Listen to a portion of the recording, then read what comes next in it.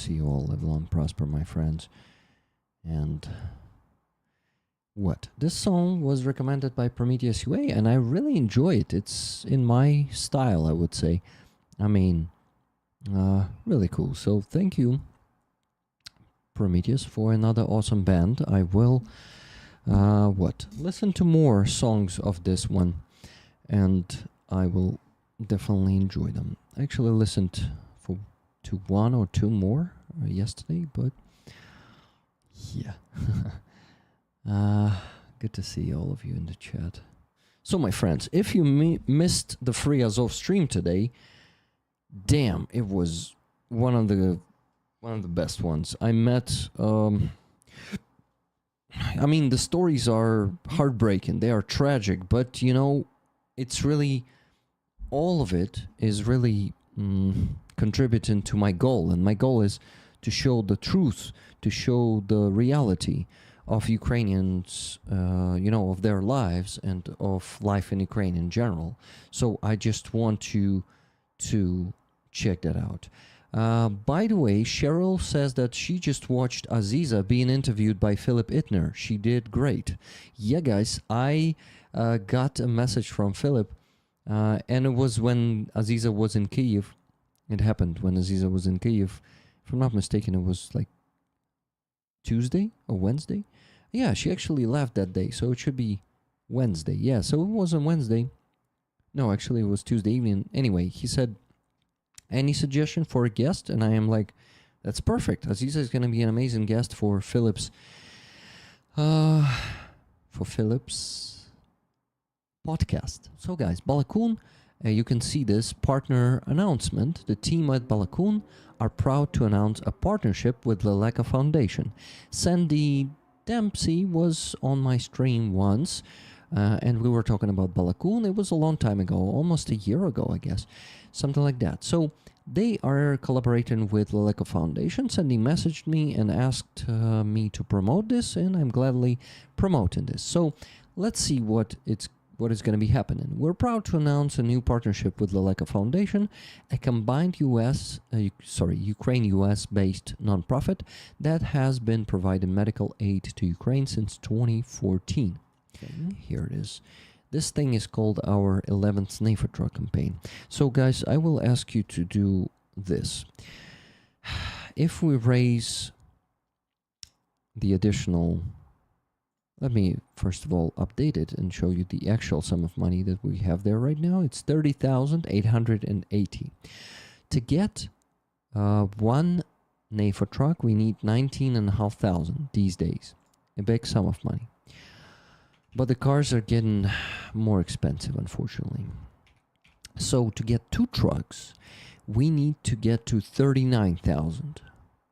And for that, we still need to raise in this campaign 8,120 euros. If we do it in the next week, we will get two trucks before the next handover event, and not just one. So how have you been recently with all the activity in Kyiv? Well, not being able to sleep until 4 a.m. a few days, but it's not like happening every night. Some nights it's just one ballistic missile. You wake up with adrenaline pounding in your chest, and then you fall asleep in a few minutes again. Yeah, but when those fucking huge attacks are happening, when they're sending like more than 100 shaheeds only in Kyiv, you're laying in bed and hearing the constant buzzing. And, explosions are easier to handle because you hear the explosion, adrenaline boost is coming up, and then 100%, yeah. and Same then here, yeah. and then you like calm down. But that fucking buzzing sound when it's getting louder. Oh yeah, Shaheds is the worst. Yeah, I told you that before, but just ballistics is just also with missiles. It's so fast that you rarely have a chance to actually be scared because it's so like explosion happens and you're like only scared after it already kind of happened, and then you're like, okay, it's happened, okay. Yeah. And then with Shaheds, it's just that I have been pretty added great hairs for sure because we have daily Shahed attacks. All of them cross from my area, like literally all of them.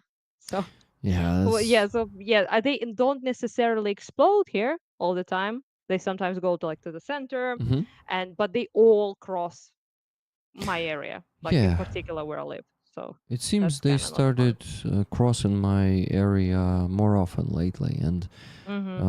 it's like, yeah, sometimes I just hear them every 3 minutes, Shahid after Mhm. Shahid for a few hours, and it's damn, it's Yeah. exhausting.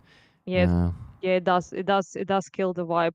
Also, I definitely can't sleep after that as well because I also sometimes like three, four, five of them at the same time, and it makes this like a beehive sound basically mm-hmm. almost from all directions. It's just pretty awful, Oh yeah, and I yeah, also but heard that shit. it's been 2 months like that, so I'm like a little bit used to it already. But yeah, but it's regular basically daily stuff now Yeah, with few exceptions.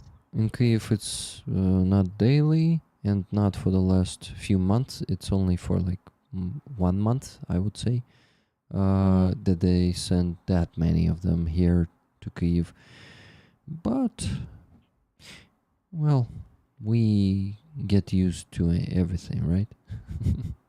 Yeah, I mean, we kind of have to because it's not gonna slow down. So it's gonna Yeah, be like 300, 400 hits every day, pretty much all over Ukraine. It used to be like about 100, which was the yeah. regular number they used to send out, and now it's like 400, 500, up to that.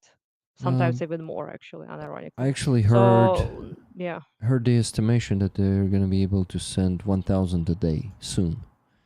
yeah, They're perhaps. they're Yeah, soldiers increasing say their the same. Yeah. production, and it's just Hmm. gonna be around 1,000 every day. Yeah. I I have we to come up with something else to deal with it as well, which might take some time, like it was with like light bombs, which mm-hmm. Kiev wasn't really getting blasted by that much, but in Yeah, like Easter it was a big problem, and for 6 months it has been like relentless like glide bombs pretty much, and during the 6 months of it happening, our guys came up with the technology to jam them, so they started falling before reaching the destinations. that's really So cool. I imagine our lads will come up with something like some sort of idea how to deal with so many shaheads as well, but it does take time. So Yeah. we have to like, Well, the only survive, I guess. yeah, the only like how do you call it in English? Типу Interceptors, досяжна, drones. досяжна Uh, in reach, in within reach. reach, Yeah, or yeah, yeah. Within reach. The only idea within reach that is being implemented right now is Shahidaris, the interceptors, the drone interceptors yeah, for I saw Shahids. them work actually. But I Nice. can't share it because it's not allowed yet. Like we filmed it, saw it from the front, but I can't really show it Yeah. basically. So that's a new tech for sure, and I have been hearing them actually for a while, even before they have been known to anyone, Mm-hmm. and I couldn't understand what that sound was. So Mm-hmm. I was like, "Fuck is that?" And then you would read the message like, "It's our guys, don't worry," and you're like, "Okay, but what is it?" Like it sounds like new, strange, like something I haven't heard. And then I realized it was interceptors I th- being tried out, I basically. think that might sound like their propellers are spinning really fast, like Yeah, yeah, right. yeah, yeah, yeah, yeah. So, S- kind of like that, like a swoosh kind of like uh-huh. sound, but with like this propeller sound. And But yeah, maybe that will have work. We shall see. Hmm. the problem is to hit 1,000 shaheeds a night, you will have to have at least I don't know 500 crews, 500 teams Hmm. working. It's not only operator; it's like the whole team, at least 3 or 4 people for every. In Ukrainian we call them ekipaji. I don't know how to call them Yeah, properly usually in it's like English. about three people in Yeah. on a car, for example, usually around that. So you have a driver, you have a person who is shooting them down, for example, and another person who's doing coordination stuff. Mm-hmm. That's usually like the bare minimum, basically. and they have been doing that way, like riding on the cars with machine guns taking them down in Kharkiv for a very long time. But it's really not feasible to do when there's so many. So you can't really. You need more teams, you need more cars, you need more guns, you need more of everything essentially, You right? see, the And operators. problem with Yeah, guns is they are now sending them flying higher. It's like 2 kilometers, 3 kilometers. The yeah. machine guns are simply not reaching them. That's the Yeah, problem. you can only reach them in a particular distance and in a particular time period. So Mm-hmm. if you can't hit them where they fly basically above them and on the lower, lower than rather than higher, it's the only window of opportunity to take them down. Yep. So if you miss that window of opportunity, it flies towards where it wants, essentially. So that's kind of, the drill. And anti-drone guns. So things like jamming rarely work now because fiber optics have been, a problem, and it makes it impossible to jam them, essentially. So yeah, so we need something new, basically, is what I'm saying. Interceptors is might be it. They might be something else that people will come up with, but just guys on machine gun with machine guns are not cutting it anymore for obvious reasons. Mm-hmm. Which Totally right. yeah, I don't know. Have you seen my recent one that I got the covered the depth of Dusha Kharkiv volunteer guys? That was so good. I was Uh, so happy about it. There was like recent this awesome organization. was the Yeah, flag? it's recent. It's on my. It's organization called Uh huh. Dusha Kharkiv Yes, but from what? volunteer people. Yeah, how is it connected to that? Or it's not connected to this, to Not the connected. I'm items. just saying that there was a successive volunteer operation. They have Okay, like half a awesome. million UA hryvnias Uh huh. debt, which is Uh pretty huh. big for volunteer guys, and they Yeah. couldn't really afford to cover it, and they were about to be evicted from the Ooh, place they were cooking at. So shit. they had gas, electricity, water bills, rent bills, all sorts of things, and they cook for more than 100 people a day. Uh huh. So because of that, it's bills piled up, and they got themselves in a huge ass debt that they had no idea how to get out of. So I covered that fully, and now they're very much happy troopers, and are continuing to cook for the children mostly in schools, for people with disabilities, for Nice. soldiers, for people with who have been displaced, for Mm-hmm. example, for like Vovchansk area or Izium or Kupiansk area in Kharkiv region. And all of that is just very solid work. I like traveled with them to see their work as well. Oh, they also arrive at the residential buildings when they hit. So when there is a strike, which is pretty Mm. much daily, they arrive at the place and they give people like coffee, tea, some food, some like blankets, some basic like help. So they until they wait for their like relatives to be like dug up, or like their apartments to be all of that. So Damn, that's cool really good guys. work, and yeah, they're like first responders basically, but Mm-hmm. not in an official capacity, I guess, not like the SNS kind of group, but still. So yeah, we done a lot of stuff with them, filming stuff, and I was just they never asked me, by the way, to cover their debt. It's not like they asked.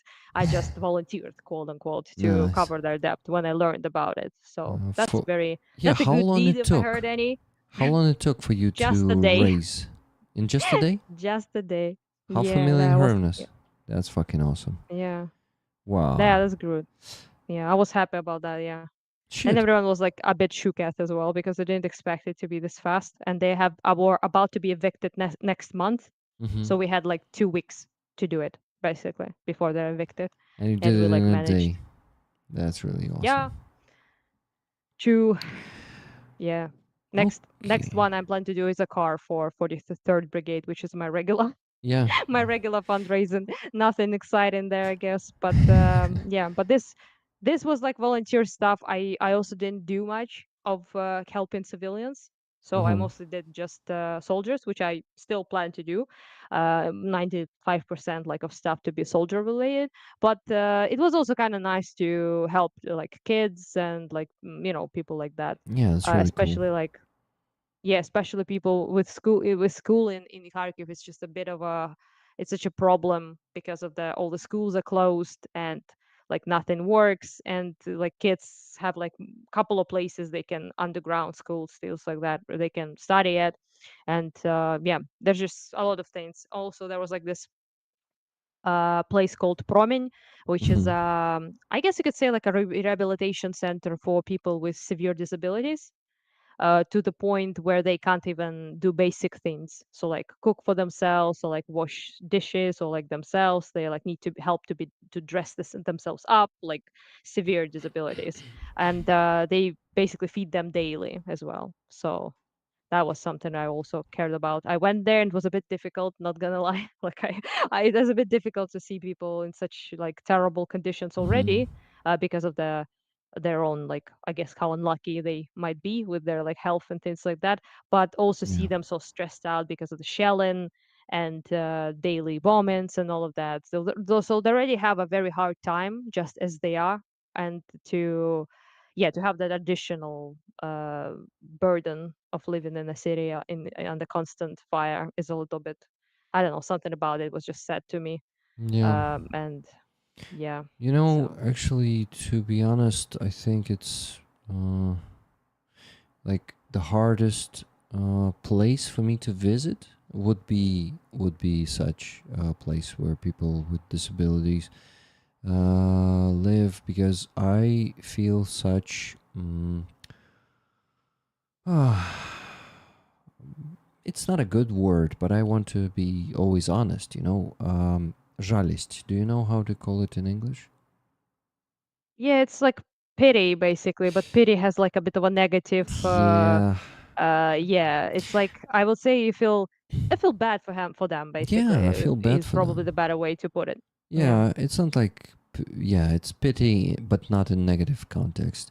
I really feel bad Yeah, for it's kind of those like people. sorrowful. You feel like a little bit of sorrow, I guess, Yeah. when you look at that, because because they're so already so unlucky, most of them, to be born with such a like heavily disability that affects their lives in a almost every way, in a negative manner, right? And to have that already on your plate, and then to have already difficult lives, to be even more difficult because of the shelving. Plus, they can't really, I'll be honest, like they can't really, they're not good at like, for example, there are guys with like very severe autism to a Mhm. point that they're like borderline, like antisocial catatonic kind of state, Mhm. Mhm. and they hear like loud noises and it like triggers them in like this screaming, like hysterical sort of Mhm. state. Yeah. So that's like, yeah, and yeah, it's difficult. There was a little girl there. She was like 6, I think, or 7, something like that, years old, and she fell out of the window, Oh and shit. she was completely normal, but she fell out of the window, and then they told me that they kind of scrapped her brain of the payment essentially. So and then and it was told to her father, who we met there, by the way, at the place, that she will never talk, she will never be functional, his daughter, right? She will never be able to move, she will not have like motoric skills back, anything, right? And he refused to give up basically, despite what he was told. And he was bringing her like in all sorts of places and trying to, bring his daughter back to functional state. And Mhm. he found this center Promen I talked about, and they said we will take her and we will help her. Mhm. So it was like his last hope basically. And they also take children like that, that are the last, that nobody else wants to deal with because they're so hopeless, quote unquote, right? And Yeah. yeah, so they helped her quite a bit actually, because when we met her, she was saying some words, and she was like doing like little jumps, little dances. She was able to grab things with her hands, so Nice. a significant improvement. She probably will never be like she was before the fall, but at least it's like much more functional. And yeah, it's just, I don't know, many things like that basically. And her father actually helps there in the center now, just like as a volunteer. Yeah, we saw him gardening outside. I thought he was a gardener, like a, for money basically, right? Like just working. But then we realized he's not, he's just, doing planting like flowers and shit like that, just for to make people happy, I guess. So I don't know, all of that, that was pretty, it kind of moved me, and I decided like fully to do this debt, to cover their debt, to help them That's basically. really cool. And yeah, and it was possible with help of people around the world, right? Yep. So That's really cool that people helped. Actually, Jake Bro That. helped a little bit as well. I don't know if you know him, but he Yeah, I also know helped him. with that fundraiser. Who doesn't know So, Jake Bro? Anna. yep. I'm just saying, Swamped. Hello, Hello. Aziza. Good to see you. Hello. Hi, Happy hi, to hi. see you too. Been a while. I am happy to bring you together. Rhonda Bailey. How it is in Russia. Yes, How, show it, but like, so yeah, cringe. it's such a fucking cringe, but fuck, Russia is cringe. Russia is a quintessence of cringe. Russia is cringe Yeah, itself. like The cringy just cringe. a weird ass story. So when I was a kid, I used to go on summers to my mother's family in Russia.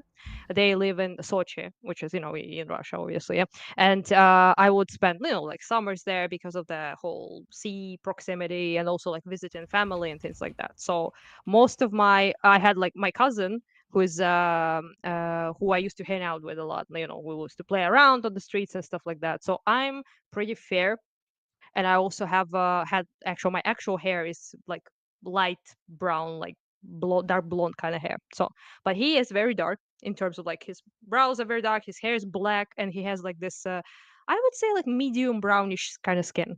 So he looks apparently to Russians as some sort of Dagestani person, which he's not, but they like kind of like, labeled him that way.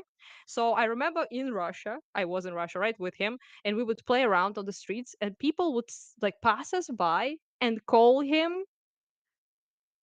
Chernozhopy or Chernomazy. Fucking And shit. I remember thinking like, what the fuck? Because I mean, I was a kid. I always don't know if guys obviously don't know that word, but it's like black assed, basically like dirtied up by mud, essentially, right? And I was like, what's wrong like with those people? Like I don't hear that much. I mean, we have racists in Ukraine, obviously they're everywhere, right? But I never heard um that much of like slurs and things like that to such an extent that I saw in Russia. And as a kid, I wasn't as offended as I should have been because as a child you don't really understand many things. But I remember just they would attack him, and he's from there. He's Russian. He has a Russian passport. He was born in Russia. So yeah, and they would always throw like offensive comments at him because he was like semi brown basically in terms of like his looks.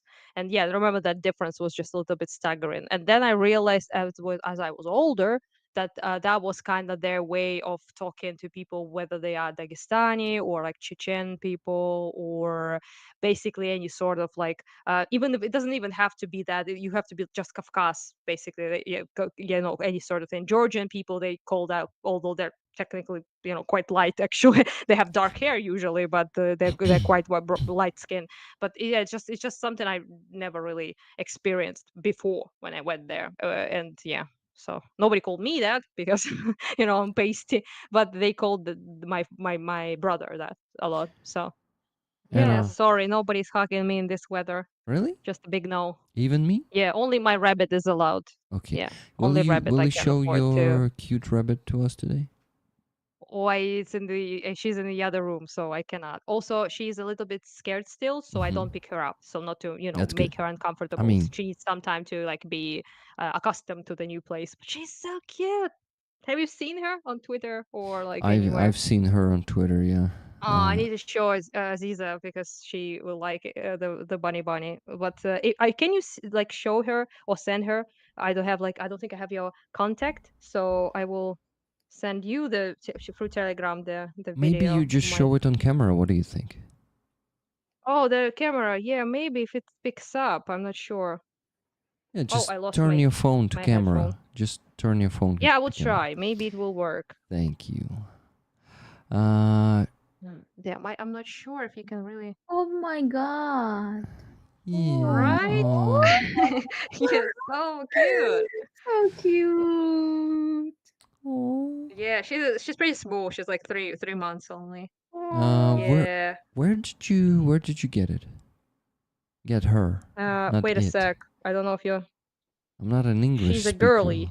to call her She's it. actually a very girly. Hmm.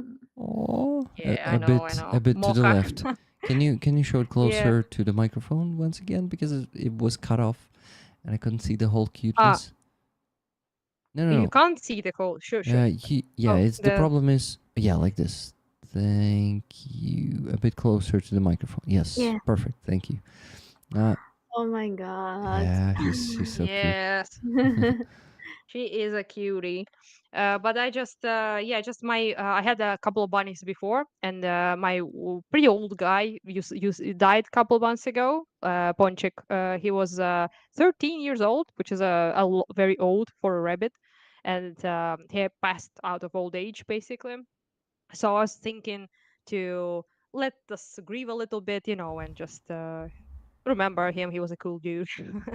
He was a cool bunny. But now we have a new bunny, and she's so different to the other ones as well, which is kind of fun because Mm. some people think, oh, they're rabbits. How much of a personality can they have? It's a completely different behavior altogether in terms It's of like just how she like with behaves. cats and dogs, right? Um, They all are unique. yeah, yeah. I mean, they're different. They're like, they're prey animals, so they behave a little bit different. They're more cautious. They're a little bit less like reckless as other animals who are less scared are.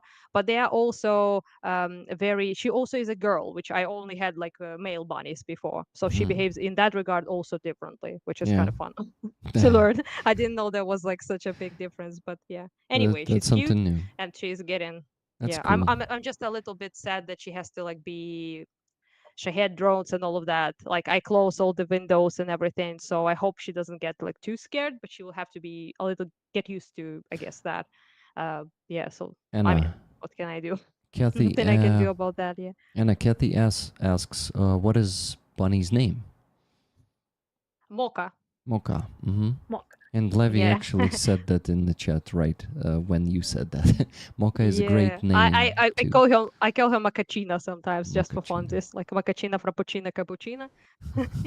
You can make all sorts of coffees with her. She does look a lot like a coffee basically drink, so that coloring as well. So I was like, Mocha is a good name. I wanted to finally give the microphone to Aziza, and she will share some of her experience of Russian chauvinism and their racism. Please. Oh, we have a big history of Russian chauvinism and how it's deep, how it's, sometimes hides, in some and other feelings. First, of course, when they deported us and we lived in Uzbekistan, that delayed our nation.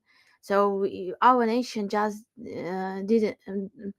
Um, like disappeared for a lot of people, for Russian, Ukrainian, a lot of like Ukraine also live in such propaganda.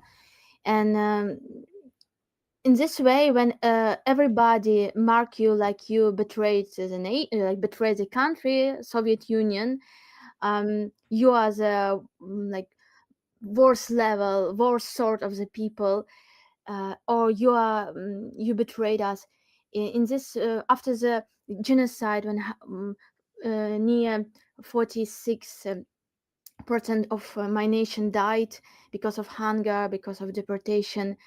A lot of people, like my grandparents, they try to hide some information from the identity, and try to, you know it was a very communistic time. And that there is such propaganda that in Soviet Union, especially now, a lot of young people in Europe, in United States, they seeing that Soviet Union was great country with same rights, with friendship of the nations, but it was lie, because it was friendship, like Russian is a main nation, Russian is a great nation with great culture, and Russian is a great nation in every republic. For example, in Uzbekistan, it was a situation when in hospital worked the doctors that spoke in Russian language sometimes, and when people came into the hospital, they said, "Please." Speak in normal language, is in like людська мова, how to say in humanic language. So it's like another language is like bad, not good. So if you think that you have the education, good education, you're a smart person, you have to speak in Russian language. And it was a long period when inside of the nation our parents, our grandparents tried to survive, tried to save own children. And it was so big trauma when even when we came back in Crimea, when we live through the like in the time when Ukraine had the power in Crimea, but still Crimea was under Russian influence.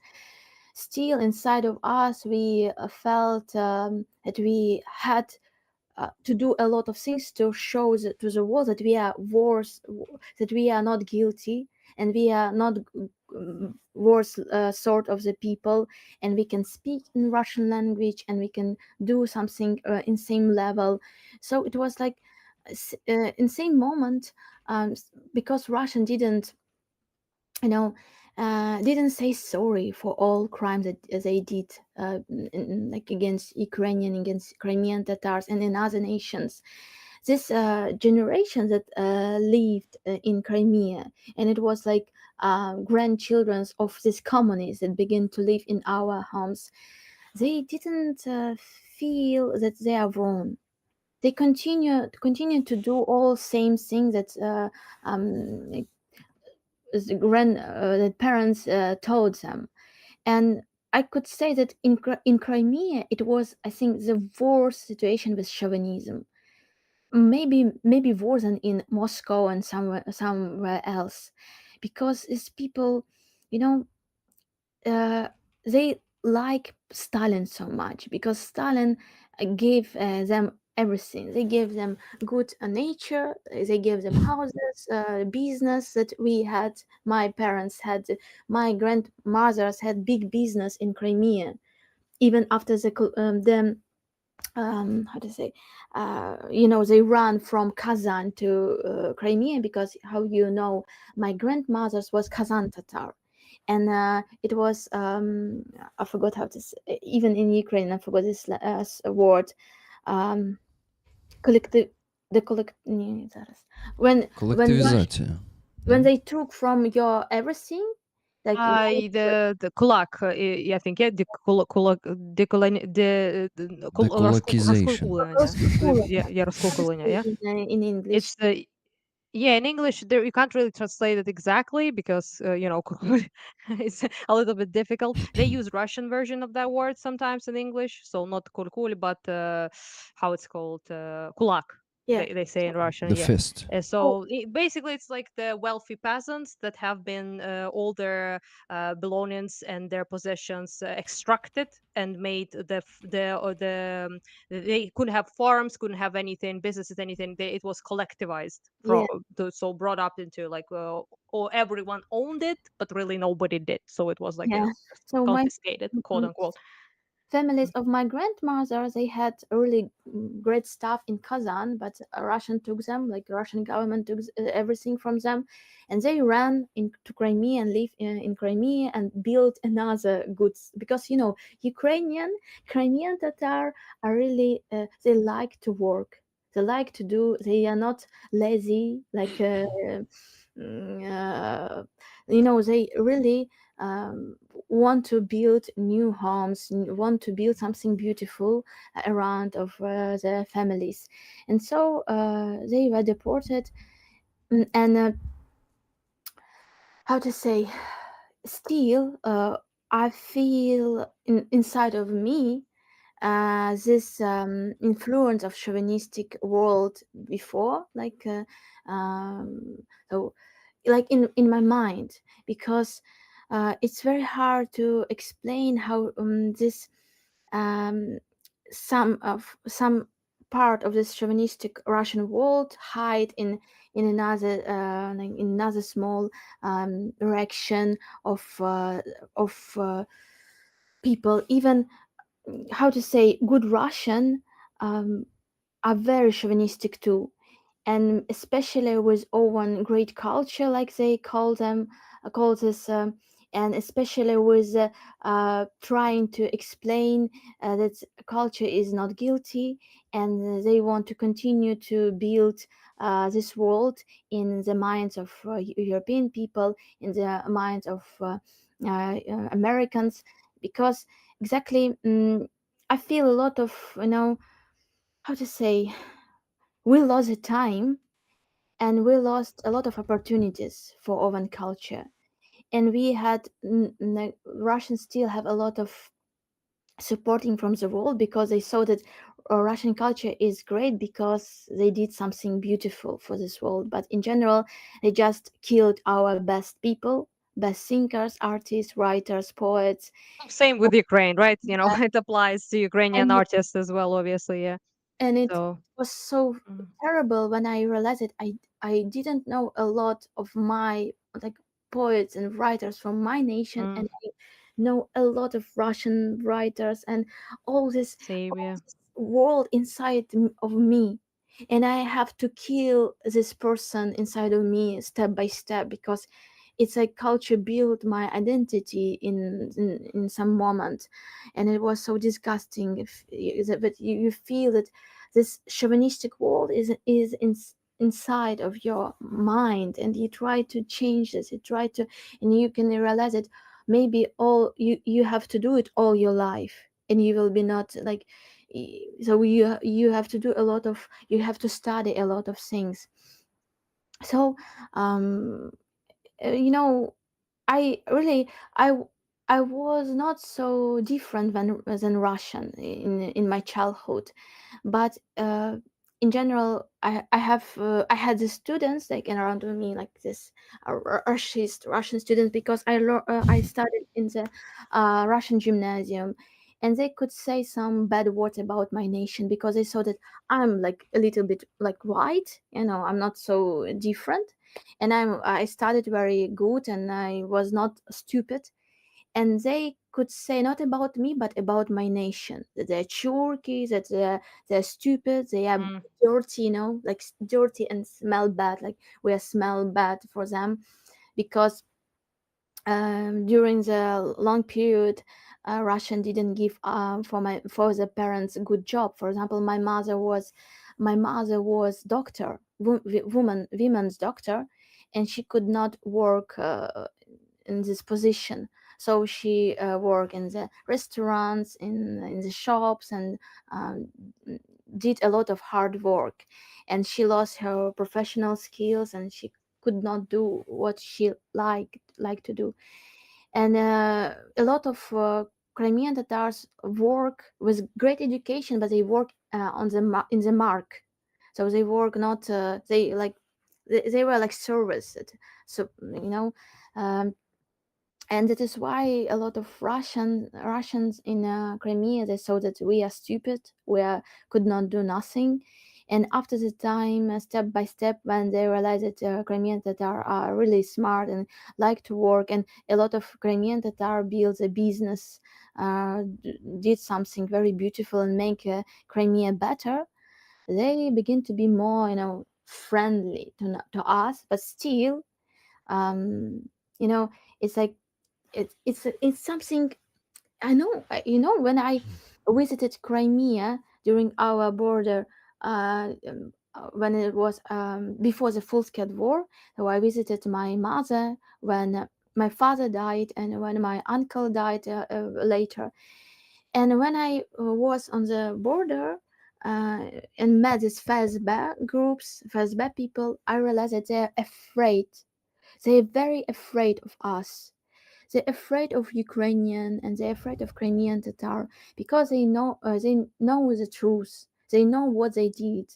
They know own weakness, and that is why they are like maniacs. That is why they hate us deep inside, and why they killed us, because we were concurrents for them. We were concurrents, really. Our Competition, right? Yeah, yeah, in our civilization in Crimea was really beautiful and great, and we could really uh, be successful in the European world and in the world with democracy. But they destroy this because they're afraid, because they want everything, they want to be in front of everything, and good Russians still want to be in front of everything, and they want too much loud, and in this way Ukrainian voices can be hidden in the darkness. And that is why they're so, absolutely awful people, because they can realize it. Now you have to support Ukraine. You have to forget about your selfish thoughts about your culture, your shared country. You have to support Ukraine if you're human, if you want to change, to see changes. No, they want to support, defend of an illusion, an open world with all opportunities because of resource, because of and like Navalny said that we how we can decolonize Russia if we have common background, if you like one state, but it's a common background. It's like when Russian Empire destroyed a lot of nations, um, occupied these nations, Russophile these nations, and if you check, for example, uh, population in different republic in Russian Federation, you can realize that a lot of people will say, "I'm Russian. I'm Russian because," and this person has a identity, not Russian identity at all, but they lost this memory, and they lost language. And so in this way it's like really silent genocide. And we also talk with my friend Rade, very great also personality.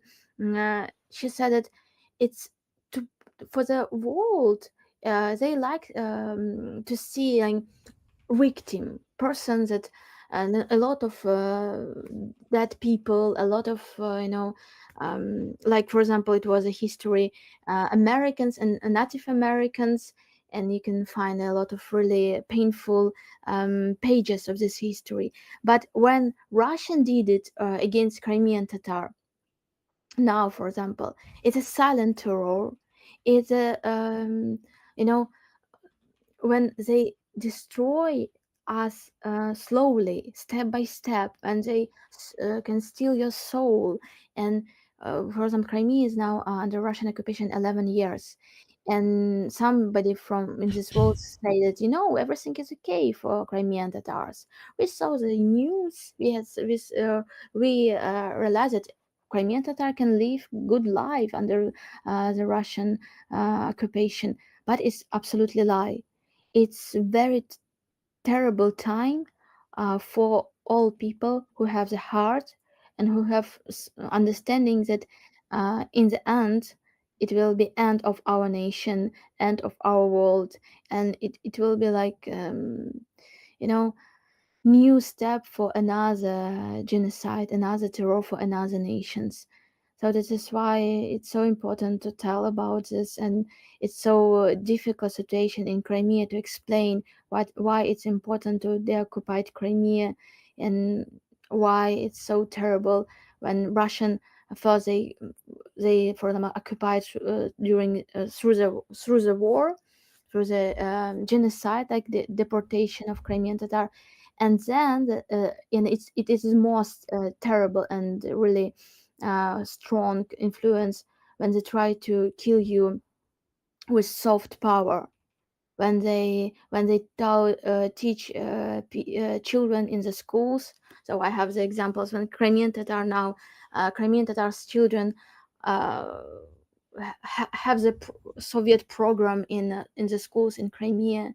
So they have to wear this Soviet hats, like uh, example, like Yun army, how to say, Beret. yeah, Yeah, like they Hitler were. Jugend in the time of Mhm. Nazi German. They have the Yun army, and it's really destroys the mind of the children. And it's very terrible when the people begin to be okay with this, because they try to survive, and they try to to be in Crimea, and it's really scary. So Rick asked me about chauvinism, but it's really something more than chauvinism. It's, Mm. sometimes I think that it's like big monster that live through the Russian culture, through the Russian minds, and it's a cancer that begin Mhm. to live in your mind. in this country is It so is, yes. toxic, so terrible. You want to clean yourself, but it's always with you. You know, when you can realize we have this influence still. We have this influence from Russian world, and it's so toxic. You try to clean yourself from this, but you still have some, dirty places. That's And to like to add a little bit like yeah to what you said. It's kind of how you brought up those points really like beautifully, but that's kind of how they do it. They rarely go for blatant genocide, like blatant extermination. Sometimes they do. So, for example, we have Chechnya as an example, obviously, right? Um, Millions of people killed. So that's like one thing, right? We have Hmm. Holodomor as an example, obviously, of millions of people being reduced in population numbers. But people always compare this, especially leftists in the West for some reason, compare it to like it's not really Holocaust Hitler style. And you're like, not everything is. It's the most extreme example you can come up with. Most empires conduct ethnic cleansing, genocide by other means. So, as a Hmm. Greek, for example, I can speak about Turkish stuff, right? I can speak about Armenian genocide. I can speak about Greeks being mass deported and killed. Like a lot of people died on the road. Same with like Crimean Tatars. The Crimean Tatar deportation is a perfect example. You depopulate the population slowly with Hmm. multiple times you do it. It's not the only time they deported people from Crimea. There, if you like, actually, ask people to do it all the time. Just look at the population of Crimean Tatars before Russian Empire, then look again, again, and again, and each century how it depletes and how they reduce the population. Also, other than deportation, you can do it even more craftier. You can actually destroy the culture itself by attacking language, culture, and Russification. Russification is the best tool they have. They always used it on pretty much Hmm. every nation under them and every culture, ethnic group under them. Because if you make people, like Aziza brought up, feel themselves ashamed of their culture, Yeah. feel themselves like it's something they cannot be proud of, something they cannot talk about, something that is like, then the culture, it dies. So if you speak about, for example, if you go to Belarus, which most of you won't. But if you were to go there, it's a dead culture. Like most of the language is destroyed successfully. Almost entirely of them don't want to be associated with Belarus anything. They don't even identify as Belarus people. And they were very crafty, by the way, because Nazis halved the population of Belarus. So it was already damaged in terms of that population size. And then Russia intensified the Russification campaigns. And that's how they do it. You cannot teach language, you cannot study it at school, everything is basically Russian. And you then yourself, as a new kid born in the climate, right, that Aziza brought up as well, that you are brought into this Russian culture, into this idea of the superiority of the Russian culture. And why would you choose something lesser, quote unquote? It's not obviously lesser, but why would you choose lesser, right, if you can be better by being a Russian? So that's how you do it. You assimilate people in a sense that they are themselves ashamed of being what they are. And that's happened with Eastern Ukrainians. It happened with Georgian people here. It happened with Crimean Tatars. It happened with all sorts of people in Russia itself, like Buryati, Yakuti, all sorts of of ethnic people who are not even Russians in the sense of ethnicity at all. So right, but they Yeah. don't even identify with their own culture because the culture has been um, days, decade by decade destroyed.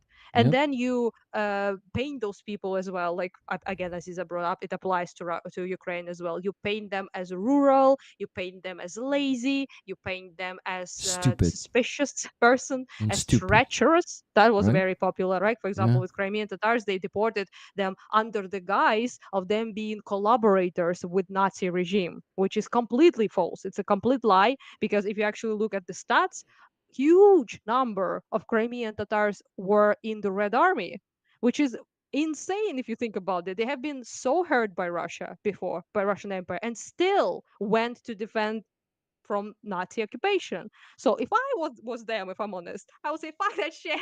I'm not fighting in the army of these people. But they were like heroic enough to actually like push that aside and go and join the army that was fighting against the Nazism. And what they got as a return, as instead of being heroic met as heroes that they were, what they got is being packaged like cattle and shipped away, right? And that's a terrific crime. It's like it's like a classic case of ethnic cleansing that most people in the West have no idea about. And that's like, yeah, that's truly fucking awful. And I try to speak about it as much as I can. Never mind the fact that, again, as Isa brought up, they had business, they had belongings, they had, many of them have they built a beautiful place there.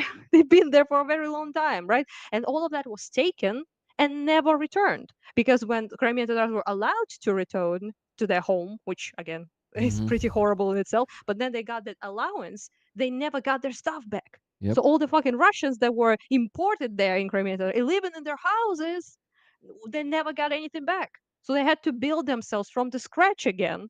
And then Russians have the audacity to call them lazy, and to call them like, the people had to build everything again from scratch because you took everything they had and never compensated. No, not at all. So yeah, that's pretty, it's a pretty difficult kind of subject that it's not really, It's actually. It's not. simple. It's It's simple. simple. Most people admit those things in the West, like, for again, as Isa brought up, the Native Americans, right?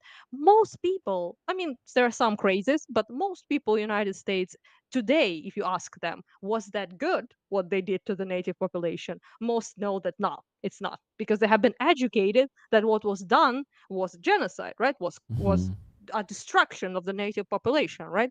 Yep. And culture and all of it. But in Russia, you won't find a single asshole that will admit that, and that's Yep. because they're not taught that way. So the people say, "Can you forgive Russians sometimes?" To me, like, they ask that question, foreigners ask, and I'm like, I don't know if I should. They're not asking for forgiveness. Like, how do you forgive people that are not asking to be forgiven? Like, yeah, right. So we are not at that realm even. We are not at that level of the conversation when they even admit they did something wrong, right? So it's just, yeah, it's just you have to take it, basically. So if you're like in the Russian Empire, you have to take the treatment they give you, Yeah.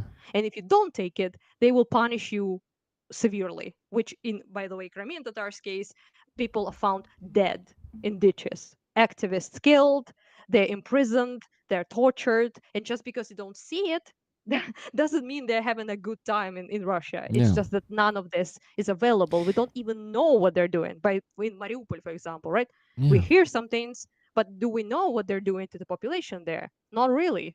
Yeah, we know about the passportization. We know that they're forced to take Russian passports because otherwise they can get access to medication, to anything really, right? So it's a crime, by the way, passportization, forced passportization of the population in the occupied regions, right? So we know from Melitopol that they deported 100,000 people, by the way, and brought Russians there now to populate those Fuck. their houses. Yeah, so we'll know that, but that's like cramps. We only get like a little pieces of knowledge from Yep. people, right, who can get in contact with us somehow, right? But yeah, it's just because you don't see it and Russia doesn't show it what they're doing. That's why you go like, oh, Russian ballet, great, Dostoevsky, right? That's what you get. You don't get this, and also you don't care, unfortunately, for people, because Russia kind of won in that sense. It Mm-hmm. made us all Russian. So instead of us all being different people that they occupied and subjugated, people that they assimilated, people that they deported, genocided, and all sorts of things, instead we are all became invisible. Absolutely invisible to the people, and that's by design. That's by design. So it Mm-hmm. was they did it because that's how they do it. That's how they do assimilation and imperialism and colonialism. Yes. Rick is running out of steam, but it's 1 a.m. in Kiev. Yeah, exactly. This is why it should be totally understandable. Come on, guys. 2 minutes left to raise $722.14. Well, Rick needs his beauty sleep, okay? So you need to help, uh, obviously. So yeah. we should maybe went with that, actually. We should have went with that instead of lying about me sleeping, because everyone knows by now that I have insomnia and I'm not gonna be sleeping. We should have went with the truth, which is Rick needs his soulful rest, Yeah. so he can bless you with his smooth voice again the next day, Oh, thank right? you. Thank you for the Yeah. compliment.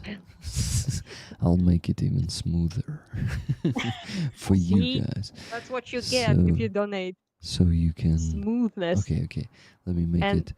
Let me actually get rid of the. Як називаєш хрип англійською, Анна? raspy, like raspiness to the voice, I guess. Raspiness? Yeah, let me Yeah. get rid of it and become 100% smooth. Okay. You have You do be you doing have like only AC 2 minutes to 24/7, so what? I appreciate that actually. What do I I do think if anything 24/7? could put me, you do like ASMR stuff. Your voice is like Oh basically yeah. you're like, hey guys, you need to donate more. That sort of thing. Yeah, it's just Okay. yeah, I don't know. It sounds pleasant. I would listen to that unironically, yeah. Let me Even if do I wasn't donating, let me do the I would next just be level. like, Just give me a second. yeah. You have only 30 more minutes to donate the remaining $722.14. Call I don't know. That me. kind of sounds a little bit menacing now. If I'm not gonna lie, your usual pitch I think is better. This is like a threatening robot. you you should you should stick to your usual repertoire. That's Oh, funny. Yeah. you know, Uh, Rick, you have amazing voice.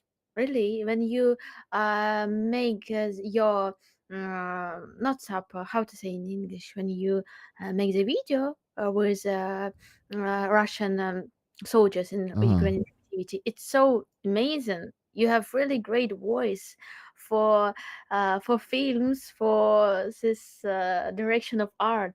you It's really mean art. you mean the dubbing voice, right? Yeah. Dubbing voice. Yeah, yeah, yeah. Yeah, yeah. You I have think you great should do that. Yeah. great voice for radio, for all this. And I remember you had the dream to sing, yeah?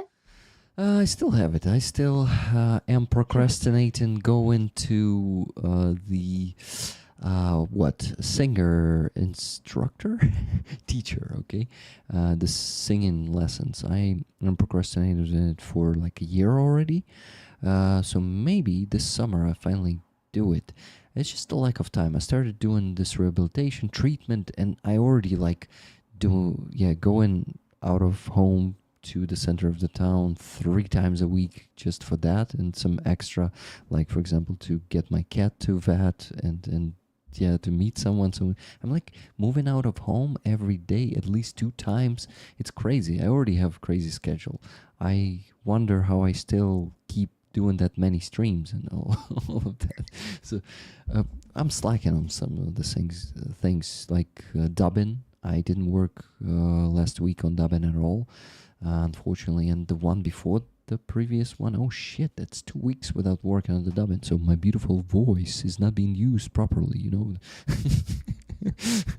So Actually have a exact pitch, I feel like, of the I used to listen to this podcast, but I can't remember unfortunately how it's called, but they tell like detective mystery stories basically.